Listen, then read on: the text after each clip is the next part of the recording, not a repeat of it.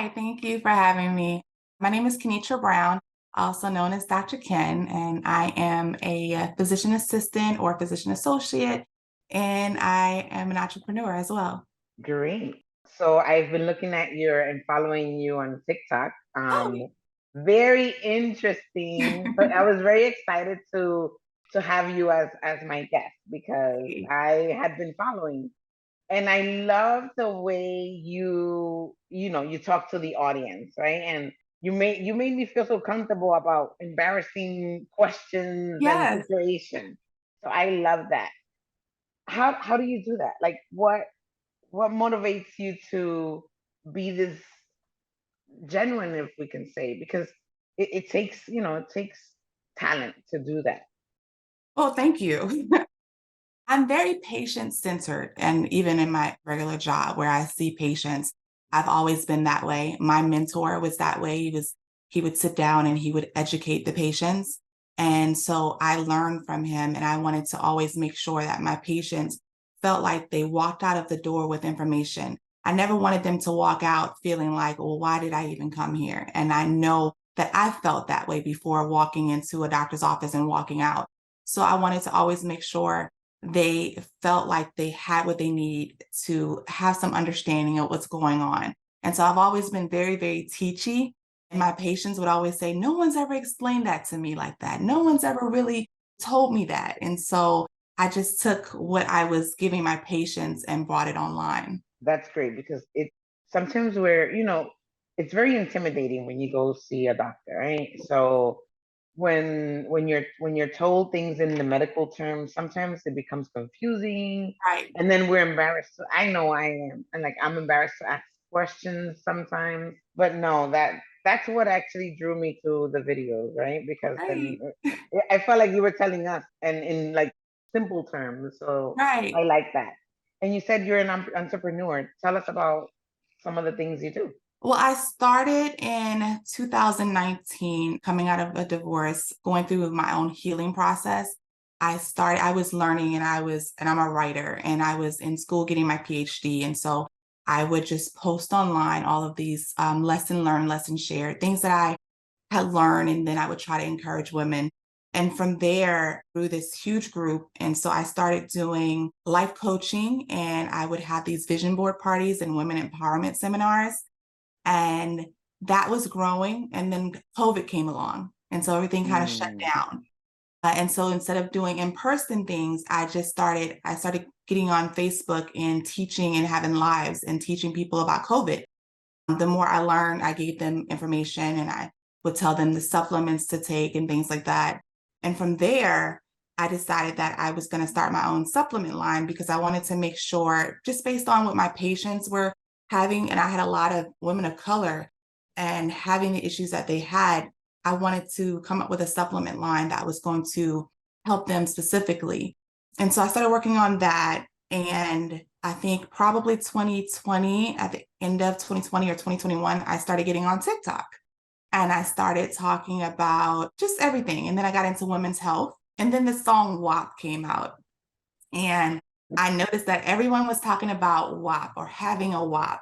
And I remember saying, everybody wants a WAP, but they don't know the difference between wet, wet, and wet. And so I came up with the term WAPology and I said, I'm going to teach them the difference between wet, wet, and wet because not all wet is good wet.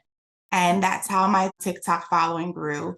And from that, something I had always wanted to do, I wanted to create a cleanser because I had a lot of patients that always had bacterial vaginosis.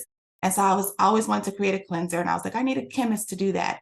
But I was on TikTok live and I was suggesting that one of the popular cleansers also create something for men because I found that a lot of times the partners can be the cause.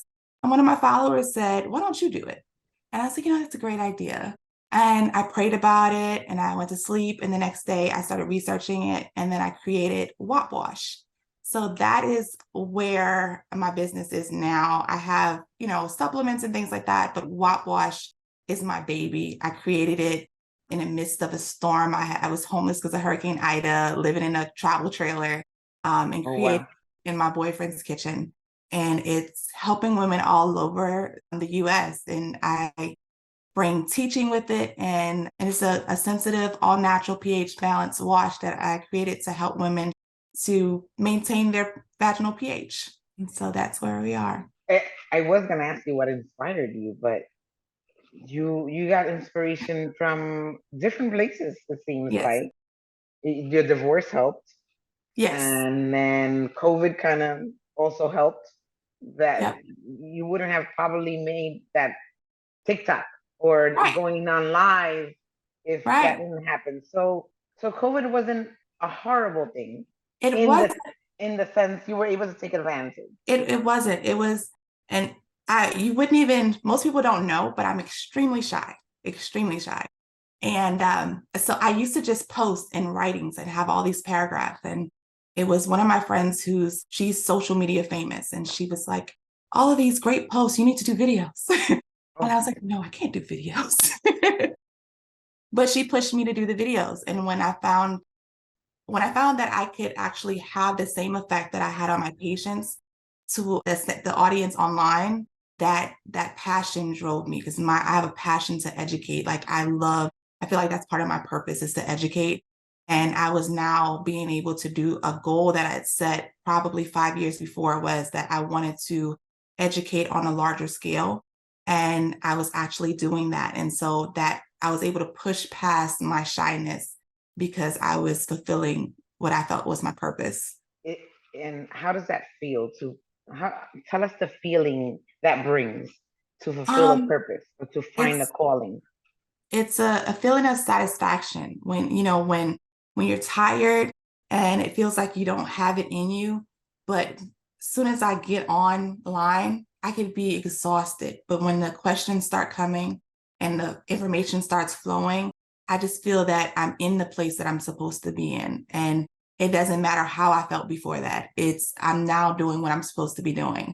I could feel the worst, and I'll come on there, and once I start giving that information, that it's kind of like I don't want to say it makes me feel good because it's not making me feel good. It makes me feel whole. It makes me feel like I'm complete. I'm doing the things that I'm supposed to be doing. So I also learned that you have a activewear line, and it has it has sayings. So you have positive sayings. Yes. Can you care to elaborate? So I, in order to explain that, I have to explain how everything came about. So when I was going through my healing, I came up with this scenario that because I was a people pleaser and my confidence was low, and I came up with this scenario that if I was a house, that I needed to renovate it and I needed to remove all of the bad, like, negative thoughts that I've had. So I call that the old raggedy furniture. And I had to bring in new things, and which were positive affirmations. And I had to tear down the holy walls and create new boundaries. And so I called that under renovation. And I said, I'm under renovation. And so I started, when I would do the women empowerment things that I would do, I would say, pardon my glow up. I'm under renovation. Because when you think about when you go to a restaurant, they say, pardon our mess. We're under renovation. And so I was like, well, pardon my faith. I'm under renovation. And so I was also renovating my body. And I was like, I'm exercising. So pardon my sweat. I'm under renovation. And so pardon my sweat is the fitness line. And so it goes all the way up to size, I think 6X. And it's like, I'm a gold digger. There's a couple of things on there, but most of it is just saying, pardon my sweat. I'm under renovation. I'm trying to fix myself. Give me that opportunity. And it's like, it's positive, and I think it gives you this feeling of like, when you put it on, if you're feeling down about it, I'm in this process. I'm moving forward no matter where I am in the process. I'm in it and I'm doing it. It makes sense now. Like, because I was like, I wonder why it it says part of my renovation. Under renovation. I was like, oh, but no, this Yeah. you just explained that to me, and I'm feeling like, oh yeah, like I can do that. Yeah. Because we've all gone through a down in our lives that we Hmm. feel that we're gonna get up, and we're gonna think positive, and we're gonna change that outcome. And what better way than to wear it and Yes. remind you Yes. remind you, this is what I'm doing. It kind of gives me strength. Like, so Yeah. I love it. Love it. I feel like it's a process that once when I teach it and when I was doing women empowerment, I would tell them, if you renovate your house, it's not renovated forever. Sometimes you have to go back and fix something. And so I like that analogy because there's going to be times that we fall back on the things that maybe we were trying to improve on. But if we understand that that happens in life and all we have to do is we have to keep renovating, there's going to be times that, that something breaks and we have to go back and we have to renovate it. And sometimes we have to update and sometimes we have to re-renovate. So, because sometimes we get complacent. And so we have to kind of get ourselves back Yeah. going. So it's a cycle and you never stop renovating. You always continue to renovate because you always want to keep improving yourself. That leaves you, that's like food for thought there, because it's Mhm. true. You think about it, that's a good way and a good analogy to think about. Now, you said you had supplements, vitamin supplements. Yes, so I have supplements. I call it Under Renovation Max. And that is, I curated a group of supplements that I found most of the women that I was seeing were complaining of fatigue or stress, anxiety. A lot of them were suffering with weight issues, slow bowel issues, things like that. And so the supplements, there's a couple supplements. There's G Spot is my most popular supplement. It's a female enhancement supplement. And I think it's so popular because no one wants to talk about women when it comes to their sexual dysfunction or desire. It's always about men. No one talks about what women go through. And a lot of times when women go through these things, as far as lack of libido or loss of libido, it's usually due to stress. It's due to the things that we have in our lives because we don't know how to compartmentalize. We just take on everything for the entire day. And so what G Spot does, it helps to elevate your mood. It helps to focus you. So it gets you going throughout the whole day. So it doesn't only just increase your sex drive, but it helps elevate your mood and give you energy. And so that's my most popular product. But I have like something for anxiety, called Peacemaker. I have a sleep medication. And they're all natural, they're all herbal, and that one's called Dream Lover. But there's a few things on there, and all of them are just really focused at most of the issues that I was seeing women have. Now we want to move on to WAP Wow. and the wash. So Yes. tell us, how did that come about? So, And what are the benefits from it? Because I also saw a video that you have that you were calling out another brand that's out in the market and people know, a recognized brand. Now you have your own. yes. So Wash came along. I was teaching WAPology on TikTok. And my favorite wash, I would always have that bottle and show people because I found out that a lot of people suffer with bacterial vaginosis and it's because they're getting recurrent infections and a lot of times it's because they're washing incorrectly. And so I was like, one day I went to a day party and I came home tipsy and I did a TikTok video and I said, you know why you guys keep getting BV? It's because you're not washing it right. And I had that bottle of that cleanser in my hand and that went crazy. It just went crazy. My following jumped up crazy. And so I'm on live and I would always refer back to that bottle and explain to people how to properly wash their vaginas and how to properly take care of their vaginas. And I had always wanted to create my own wash, but it was once on live that someone mentioned that I should do it on my own. And so when I decided to do it on my own, I wanted to make sure that it was all natural plant-based. So I created an all natural plant-based cleanser. And for the longest, I would always hold my bottle up and hold that bottle up and say, either one of these, you can get it. But they made some changes to their ingredients where they added some preservatives that are not plant-based and they're considered toxins. And so I stopped recommending it. I did a video where I talked about when I first found out, and I've talked about it afterwards, stating that, it's still better than most cleansers out there. It's just not one that I would always recommend. So I'm big on plant-based, all organic ingredients because There's so many ingredients out there in cleansers that are over the counter, the main names that you hear all the time that our parents use for, feminine care. Those have endocrine disruptors in there, and those endocrine disruptors can affect you at your DNA level, which can affect your children. So if it's affecting you at your DNA level and you have children after that, that's going to affect them. And so that can affect their hormones, that can affect things in the future.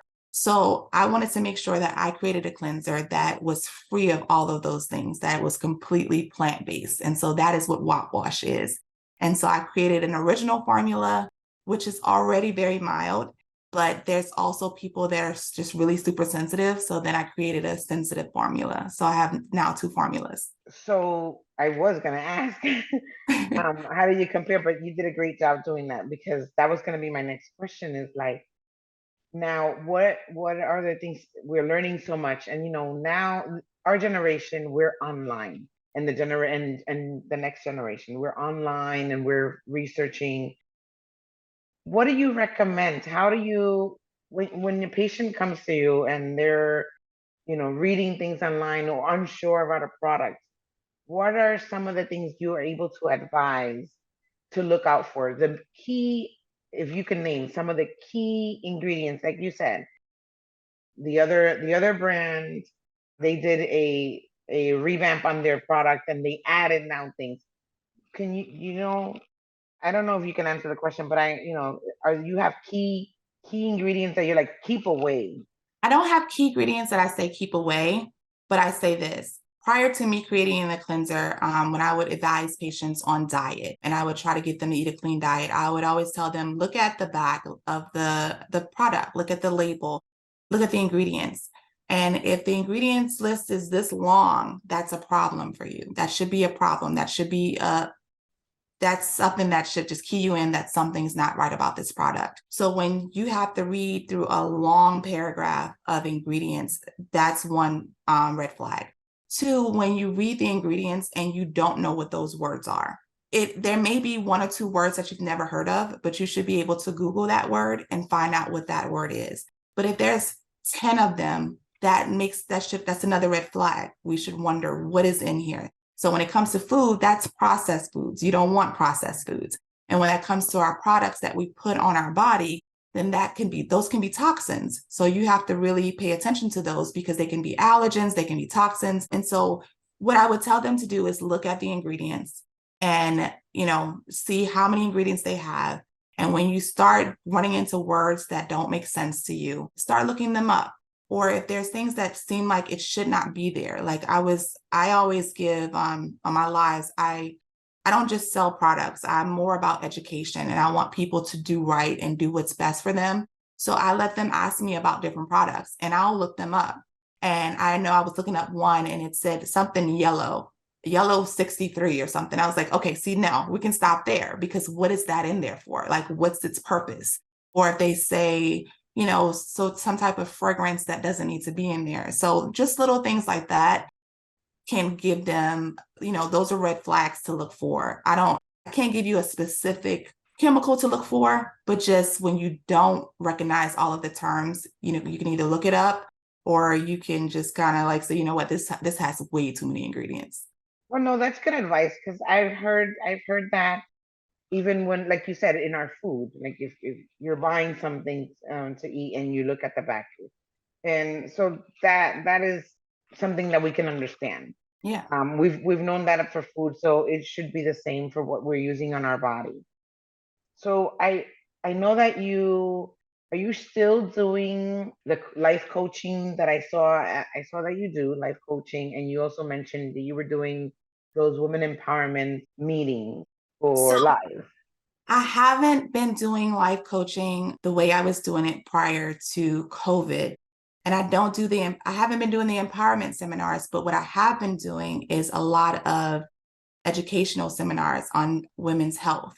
So I mostly, and which I love, I've been doing them for young teenage girls, which is my favorite, because I feel like we have to catch them early. If we catch them early, they won't have all those problems. So I've been doing, like, I just recently did one in my hometown where there was a girl's ages 13 to 18. And we talked about just vaginal health. We talked about STDs and things like that. I think I have one next month where I'm doing teenage girls again. So I haven't been doing the empowerment seminars. I definitely want to get back to them. It's just been since it's been WAPwash crazy. WAPwash actually took off more than I even expected it to. Like I tell you, I came up with the formula and it was what people needed. And it was something out there that's for both men and women that there's not much out there like that. So that's kind of just taken over. And so I want to definitely get back into coaching and empowerment, but at this time, it's just more of like teaching. So you mentioned, so I did not know, and I wonder how many people know. So your WAPwash is also for men. Yes. So that's great. Yes, it is for women and the men that love them. So we were talking on live. And so what I found out with a lot of patients is that sometimes they'll say, well, doc, I'm doing everything that you told me to do, but I'm still getting it. And so the next question is, well, what is your partner using? And the famous answer was always Axe body wash. So I always pour Axe because I always give them so much flack, but it was always Axe body wash. And I was like, well, that's your problem. So I would tell them, have your partner use your cleanser. And so on that live that I was on, I was like, hey, this brand, you guys need to come out with something for men too. And that was the motivation behind me creating my cleanser, was creating a cleanser that was in a bottle large enough to share with your partner, that was not deemed as feminine, so that they were like, I'm not using that. That's for women. That had an aroma that was, unisex, that, it wasn't going to be like, hey, I'm not using that, smells like a woman.